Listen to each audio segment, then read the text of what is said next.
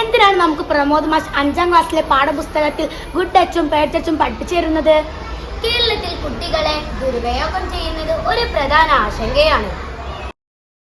വർഷങ്ങളിൽ കേസുകളുടെ റിപ്പോർട്ടുകൾ വർദ്ധിച്ചുകൊണ്ടിരിക്കുന്നു. കേരള സംസ്ഥാന ബാലാവകാശ സംരക്ഷണ കമ്മിറ്റിയിൽ നിന്നുള്ള കണക്കുകൾ പ്രകാരം 2022 സംസ്ഥാനത്ത് 3000-ലധികം ബാലപീഡന കേസുകൾ രജിസ്റ്റർ ചെയ്തിട്ടുണ്ട്.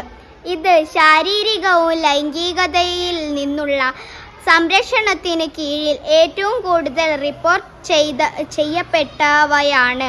കുറ്റകൃത്യങ്ങൾ, പോക്സോ നിയമം, അപഭോക്തം വളർത്തുന്നതിന് ശിശു സംരക്ഷണ സംവിധാനങ്ങൾ മെച്ചപ്പെടുത്തുന്നതിനുള്ള ശ്രമങ്ങൾ സംസ്ഥാനത്ത് കണ്ടിട്ടുണ്ട്. എന്നാൽ സാമൂഹിക കളങ്കവും ഭയവും കാരണം പല കേസുകളും റിപ്പോർട്ട് ചെയ്യാതെ പോകുന്നു. ഇത് പരിഹരിക്കുന്നതിന് ശക്തമായ സമൂഹത്തിന്റെ ഇടപെടൽ ആവശ്യമാണ്.